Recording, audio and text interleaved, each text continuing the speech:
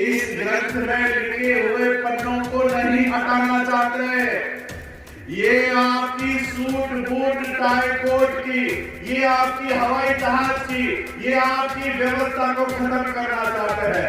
इस बात को समझो, संविधान को बचाने के लिए नहीं, अपनी विरासत को बचाने के लिए हम लोगों को आगे आना है। अपनी विरासत को बचाने के लिए हमको आगे आना है।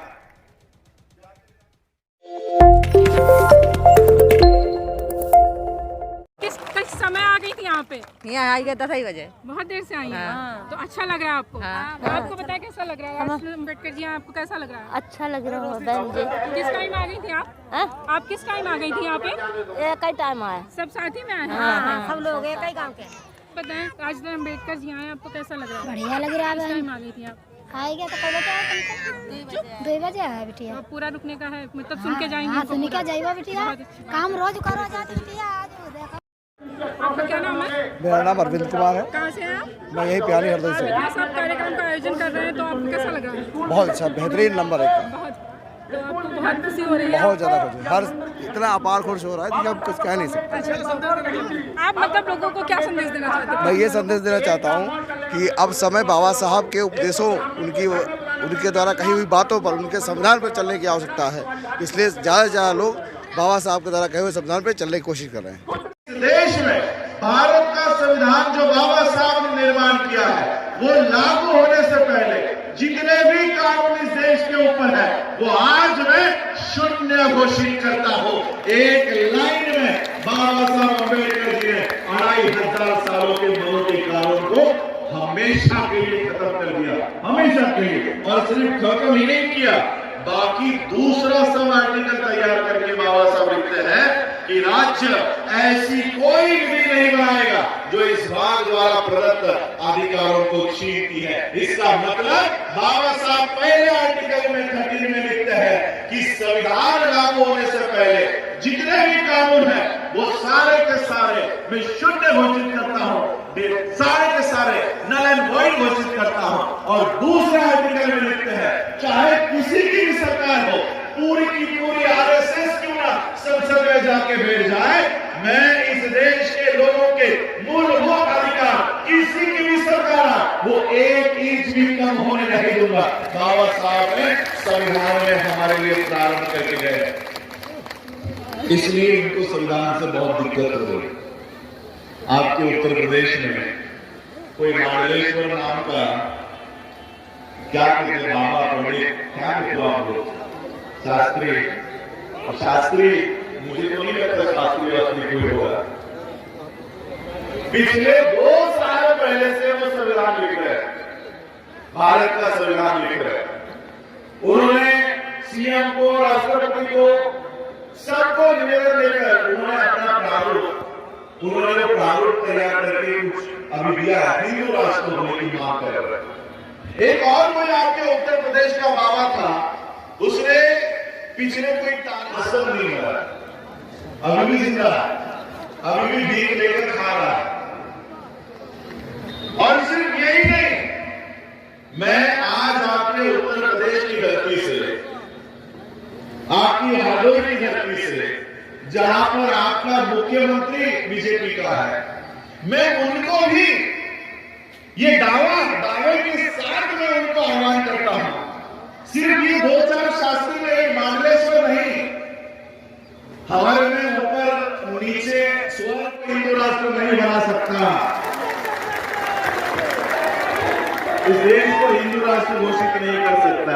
गोलवलकर भी, हेगड़ेवार भी, आरएसएस के बाप भी नीचे आ जाए या नीचे से ऊपर आ जाए, नर्क से बाहर आ जाए, तब भी उस देश को हिंदू राष्ट्र नहीं बना सकते। बाबा साहब इस देश को धर्मनिरपेक्ष देश बनाकर गए।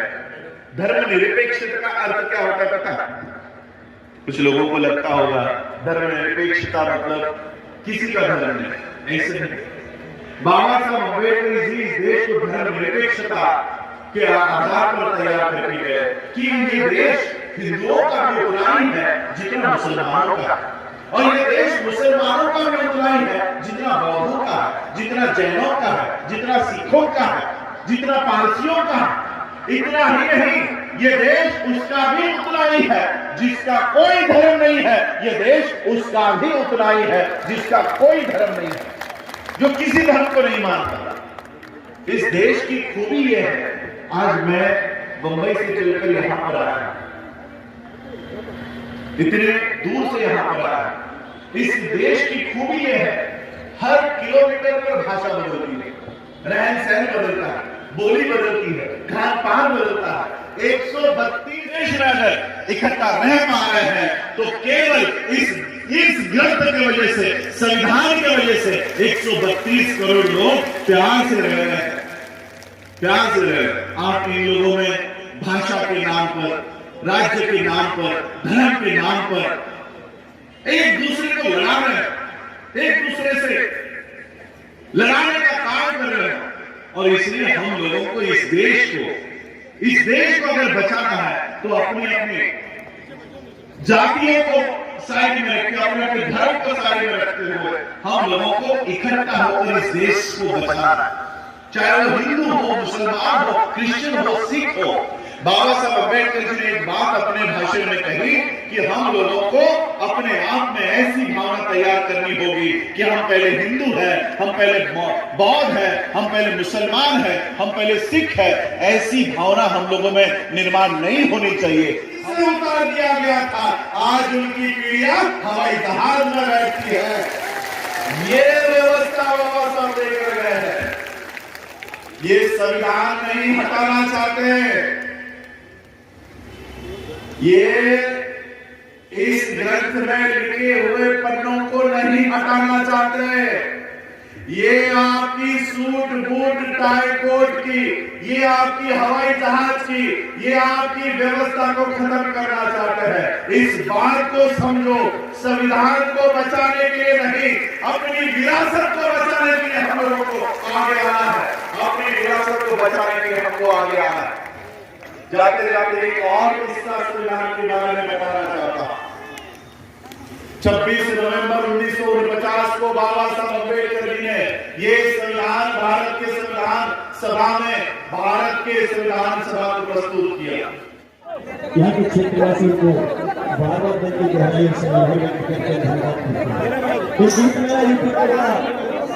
चला, उस गीत को आप लोग बीच में कोशिश करना। एक कृपया अनुरोध है, पानी राजेंद्र अम्बेडकर जी पर थोड़ा सा निकलने की जगह है। हमारा संविधान में उनका स्वास्थ्य ठीक नहीं है तो